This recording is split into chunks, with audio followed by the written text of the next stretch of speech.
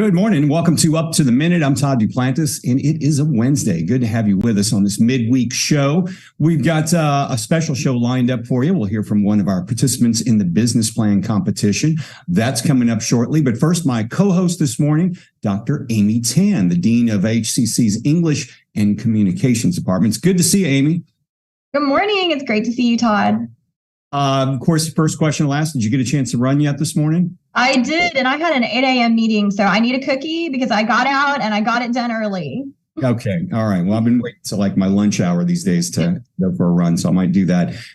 We want to welcome everyone that's watching us on Facebook Live and YouTube. We're here every morning that HCC is in session, live at 10 a.m., but you can also catch us in social media anytime. And Amy, we're on HCCTV as well.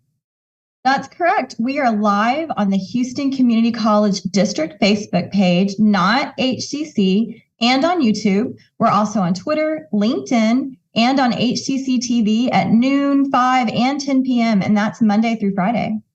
That's right. Okay, Amy, you're going to be interviewing this next guest. Today for Small Business Wednesday, we have a company committed to a supply chain of American-made products. We've got Raya Guruswamy joining us now on the show. He is the founder and CEO of Maxari and Energy Fundz and an HCC business plan competition winner. Raya, good to see you. Thanks, Todd. Good to be here. And I appreciate the opportunity to be a guest on the show. Yeah, so we're looking forward to hearing all about your company and talk with you about the business plan competition. We'll be with you in about 10 minutes. Stick around. Awesome. Thanks. Okay, we're going to kick things off right now. HCC has launched some more new Apple technology workshops, and we're getting the information we need straight from the source. Bonnie Hoffman is the project coordinator with the Apple Community Learning Initiative and with the HCC's Digital and Information Technology Center of Excellence. Bonnie, welcome to the show. Let's see if we can get you to unmute your mic. There we go. Okay. Thanks, Todd. Good morning. Thanks. So let's begin with Apple's partnership with HCC. What can you tell us about that? Well, it's got multiple prongs. We, of course, have a community learning initiative, as well as an additional initiative that reaches out into the correctional community with Harris County. That's a separate program, but all within the realm of what Apple has donated and gifted us with. I know we've had a partnership with Apple for quite some time. I think it was launched back in 2016. And at that time, it was simply just they had provided us with the Swift technology for coding, and we're having students learn how to code. Tell me how it's expanded since then. Yes, we are still active with Swift coding, and we do partner with the computer science department and have plenty of very talented Swift coding instructors.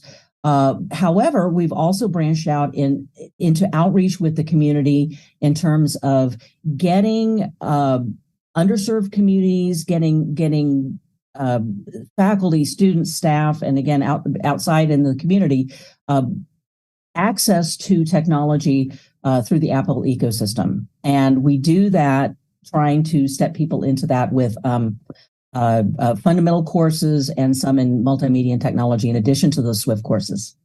What's happening this summer? Because I know you guys are big on workshops and especially workshops with kids. We are currently scheduling, thank you for asking that, because we are currently scheduling some summer classes. So we invite everybody to look for those. Those are coming up. We will extend those courses that we are currently teaching.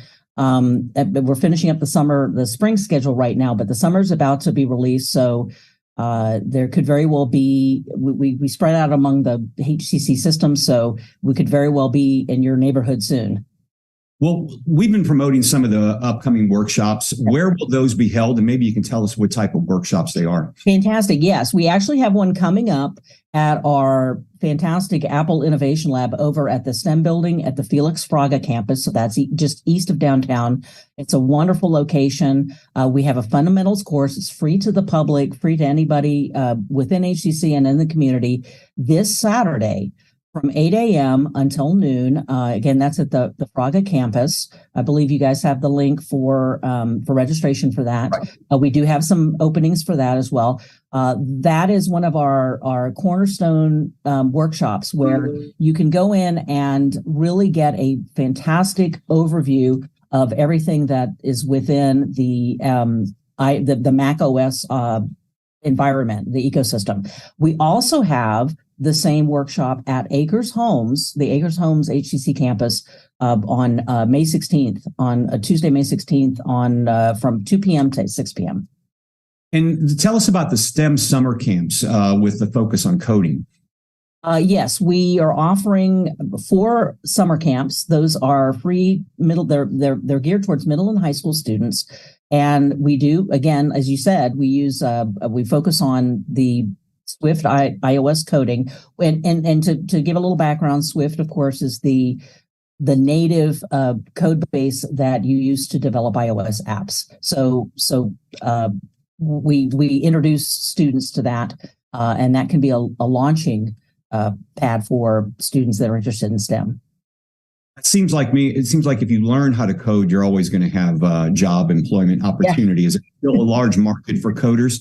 Oh, absolutely. Absolutely. And I just can't imagine it's ever going away because the technology is here to stay. So this is a great opportunity to get students who maybe show an interest in that field to get into that. And again, going back to, we are having 4 summer camps. And in addition to that, we offer programs with drone programming and Spheros coding. Those are those little round robots. They're so much fun. That's just absolutely addicting when you get in there and start playing with those.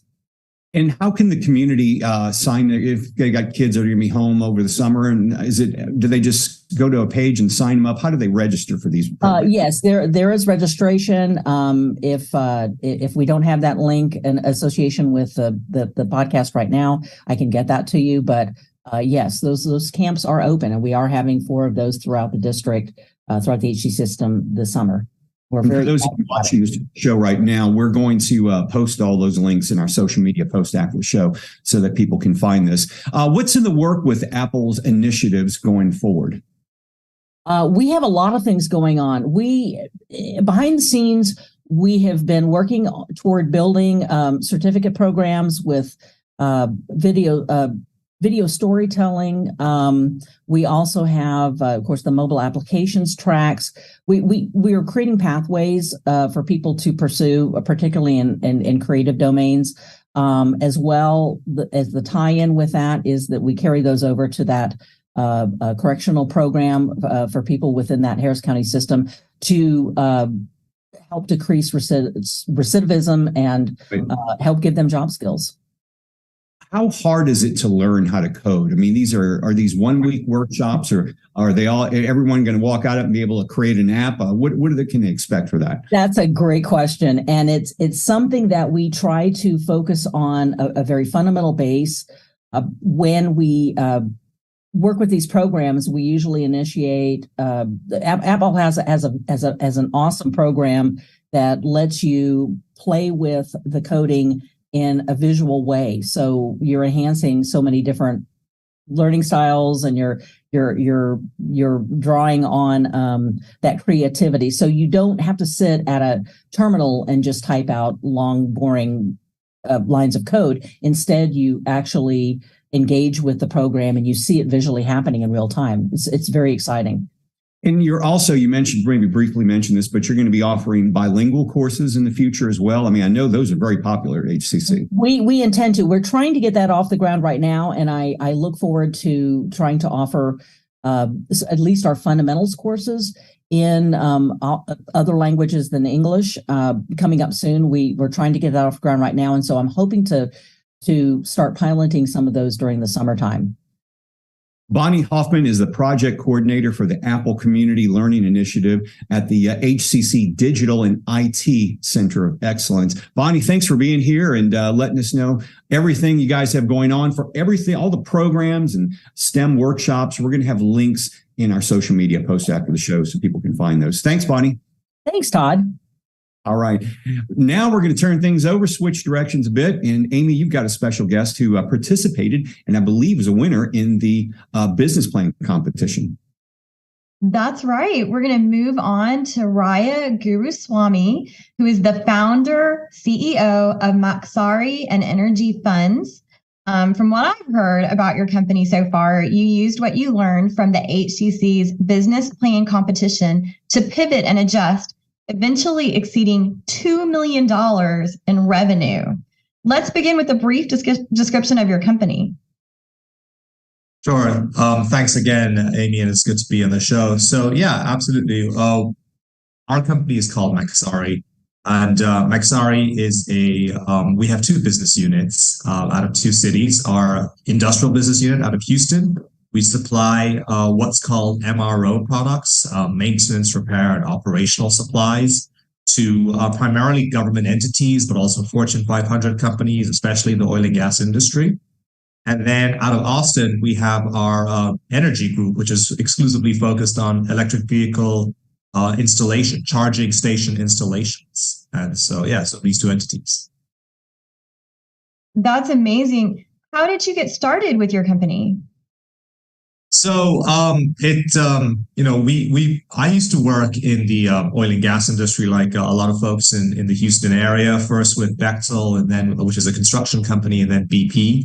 And so, what at BP, I actually got the idea to start this company that helped connect buyers and sellers of oil and gas assets, oil and gas equipment.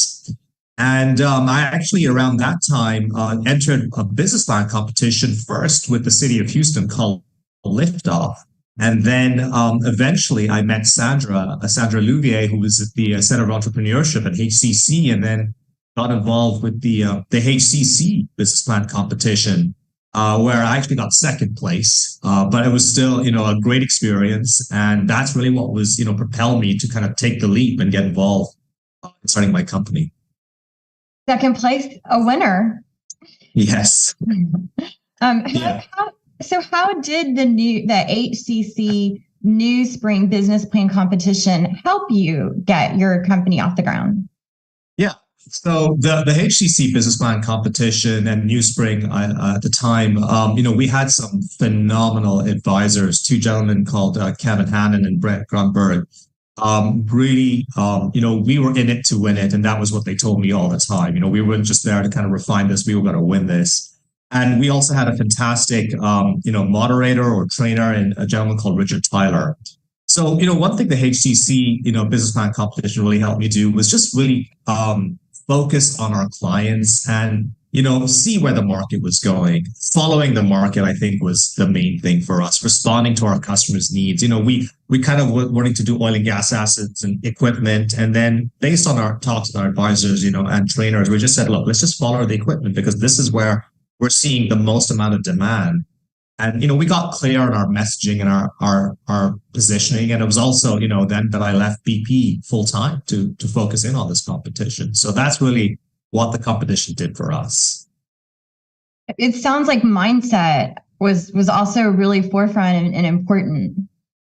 Oh, yeah, absolutely. I remember actually Richard Tyler, he had this analogy, he's like, look, burn the ships because you're in this, and I was like, yeah, once I left BP, I was like, oh man, those ships are done, so there's no going back here. So, you just gotta, you gotta figure it out, and there's just no turning around at that stage. And that's what the competition helped, focus in on. Well, and so 2018, we know, is before the pandemic. Can you talk to us a little bit about what happened pre-pandemic? Yeah, absolutely. So, at the time we had this company and we called it Energy Fundz, and we actually decided to rebrand it. Energy Fundz was a DBA, a doing business as, and we just called it Maxari, which was our parent company name. And we added this product category to our oil field equipment called MRO, maintenance, repair, and operational supplies, and a lot of safety supplies too. And so that was kind of some of the things we did. We also, speaking with a lot of our clients who are big Fortune 500 companies, they're like, look, y'all need to get MBE certified, which is Minority Business Certified. And so we worked with the Houston Minority Supplier Development Council and, several other agencies. And, I sometimes joke we now have every certification under the sun. And then it was also around this time that we got a grant from the Department of Trade to take our products internationally because it's just a huge market out there. And so that even got us to Nigeria, where we were at a trade fair by the US Embassy, connecting with buyers. And, we really got a strong sales pipeline. We did a lot of exports and making great connections, really finding to hit our stride in this market. And then pandemic. Boom. And it was all doors shut, essentially our clients, literally fell off the face of the earth. The markets just closed on us, and getting stuff in or out of the country was just very challenging. And our clients just, they were like, they can't do anything. They can't bring anything in. So then we kind of had to figure it out. And how did you do that? How did you figure it out and navigate the pandemic?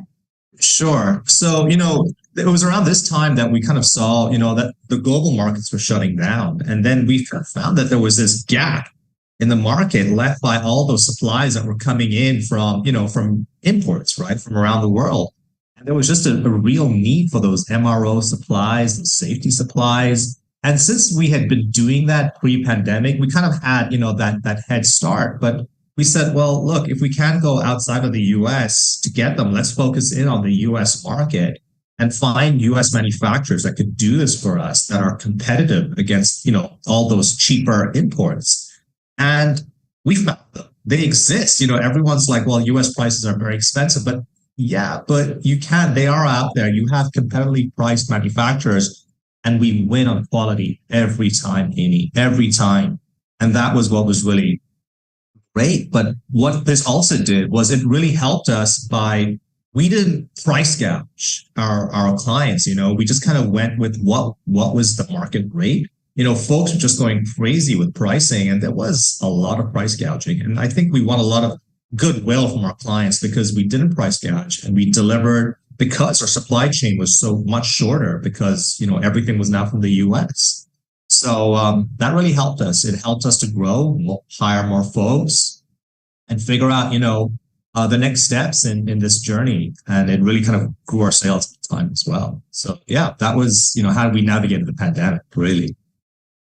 It's just incredible. And also it sounds like you really invested in, the American workforce. And, those were also people who were probably also trying to navigate the pandemic and maintain their living through this. Absolutely. Yeah. And, our mission, we kind of say, look, we want to refocus that supply chain. That is like our corporate statement to American made goods and American made jobs, right? Because there's a lot of opportunities in the US that we don't have to go outside to bring in goods. And there's a lot of workers out here that can do the work just as well. And so that's kind of what we focus in on.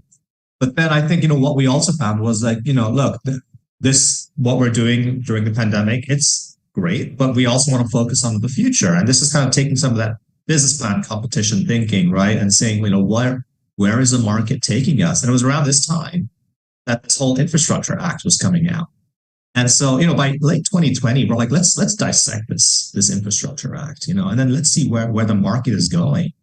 And, one of the things that we really identified was the whole area around electric vehicle charging. EV charging was just kind of it was a newer area, relatively speaking. But we had some ambitious goals, within the EV space. And that's kind of, as a country, the country had ambitious goals. The administration had ambitious goals. And, to put 500,000 charging stations in the ground. And, how are we going to do that? And we wanted to say, well, let's try and tackle that problem, right? And so that kind of took us on this new journey on our electric vehicle mission and, how we can kind of help cover the gap. And we saw a lot of folks focused on the hardware and the software, but then no one was really laser focused in on the boots on the ground approach, getting those chargers in the ground. And that's what we wanted to do. So, we opened up an office in Austin because that was becoming kind of a heart of the EV industry, at least in this part of the country. And then we grew that office to focus on EV charging in 2020. So that's kind of been our journey thus far. And relieving anxiety, I know, for people who have EV vehicles and, want to increase that range. So, well, before we let you go, can you tell us a little bit about how you're still involved in the HCC competition? Yeah, absolutely. So the HCC, how we've been involved. Interestingly, we took part in a program in Houston a couple of months ago, end of last year, called the Interagency Mentor Protege Program, IMPP.